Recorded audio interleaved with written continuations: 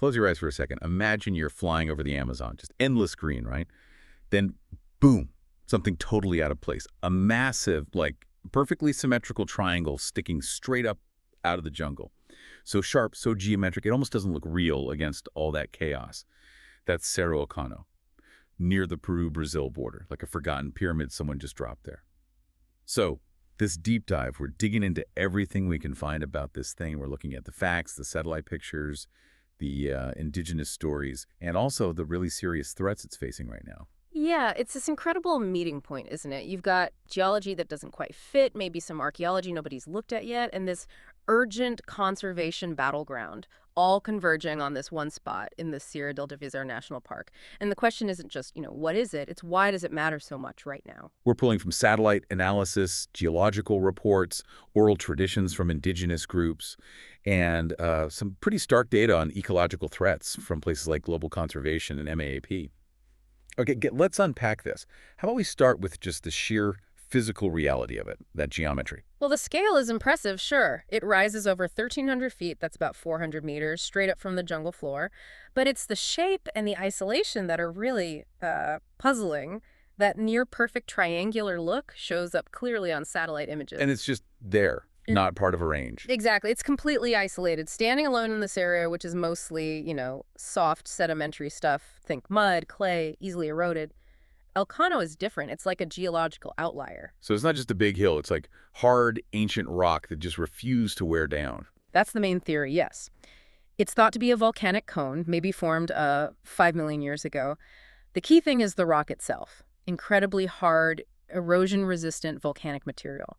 So over millennia, rain and uplift carved away the softer surroundings, leaving this core standing, shaped into that pyramid form. Which explains why it's so visible. Absolutely. That prominence means on a clear day, you can apparently see it from up to 250 miles away. That's 400 kilometers, all the way to the Andes sometimes. People have compared it to Alpamayo in the Andes, which is famous for its shape.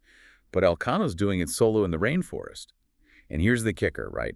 For all this visibility and mystery, the sources keep saying no one's actually studied it on the ground. That's the crucial fact. No proper excavation, no scientific field work has actually happened at El Cono. Why leave something so visually compelling just untouched by science? Feels strange. Well, that lack of hard ground-level data is exactly what fuels speculation.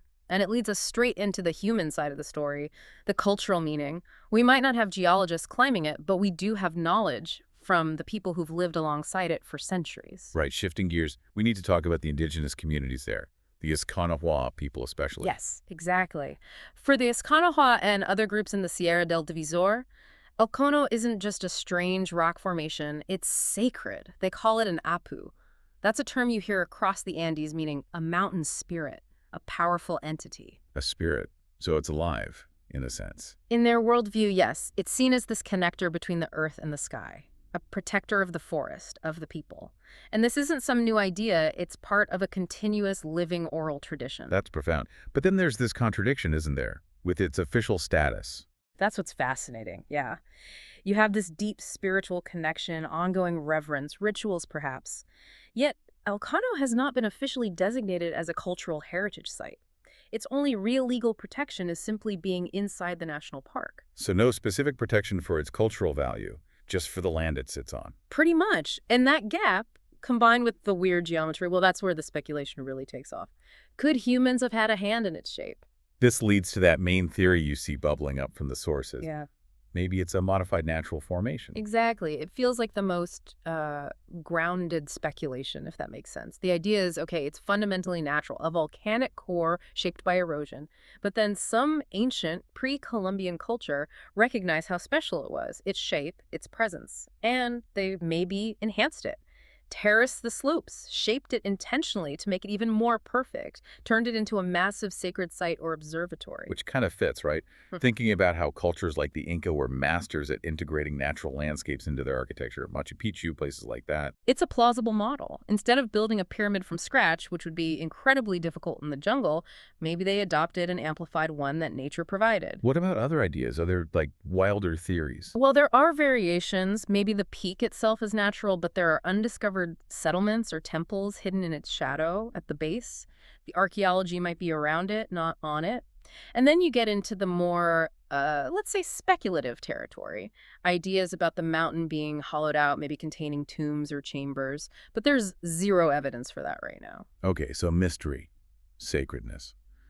But hovering over all of this is a really urgent problem. Yeah. Because whether it's a spirit mountain or a geological wonder, El Cono and everything around it are in danger, we have to talk about the conservation crisis. Yes, absolutely. This isn't just academic. The park, Sierra del Divisor, is unbelievably important ecologically. It's one of the most biodiverse corners of the Amazon. We're talking over 500 million tons of co-euros stored in its forests. That's a staggering number. It is, and the life it holds. Over 1,300 plant species known, almost 560 types of birds, key mammals like jaguars, giant armadillos.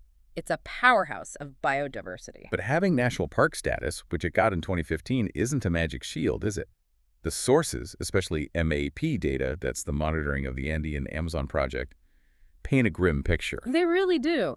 Despite the designation, the park is under relentless pressure. Illegal activities are pushing in. Like what specifically? We're seeing illegal coca plantations expanding, aggressive illegal logging, unauthorized roads being cut deep into the park. And the data shows the southern part of the park, right where El Cono is located, is a real hotspot for this illicit activity. So the threats are literally closing in on this mystery peak. What's being done to stop it?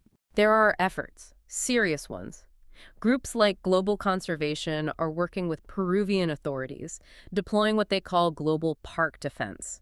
This involves technology, drone surveillance, satellite comms to coordinate, but also boots on the ground. They use smart patrols, that's a system for spatial monitoring and reporting, to make patrols more effective, data-driven. They even have rapid response naval units involved sometimes. High-tech defenses. No. But the Amazon is just vast. Can they really cover enough ground? Or are they focused on specific areas like around El Cono? That's a critical question. They are focusing on high-risk zones, and a big part of the strategy involves empowering local people, training forest guardians from the indigenous communities themselves. These are the people on the front lines, often facing dangerous armed groups involved in logging or coca cultivation. So local knowledge and presence are key. Absolutely essential. But the sources are clear. The park is huge. Vast areas are still effectively unmapped, unpatrolled. It leaves so many ecologically sensitive areas and potentially these culturally significant sites like El Cono incredibly vulnerable. So what does this all mean when you put it together?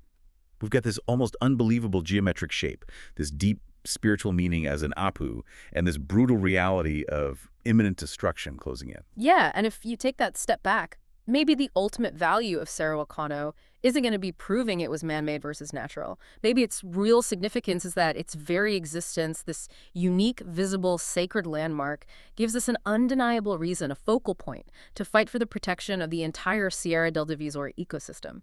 Before the mystery, the culture, and the incredible biodiversity are all lost to roads and chainsaws. It's a powerful reminder, isn't it? Some of the planet's biggest secrets are hiding in plain sight, visible from space even, but fighting for their lives down on the ground. Thank you for joining us on this deep dive into what might just be the Amazon's greatest visible secret. Now, we really want to hear from you. What's your take? Natural masterpiece that humans revered and maybe tweaked, or pure geological artistry? Let us know your theories down in the comments. And hey, if you found this journey into the unknown interesting, please hit that like button and definitely subscribe so you don't miss our next deep dive.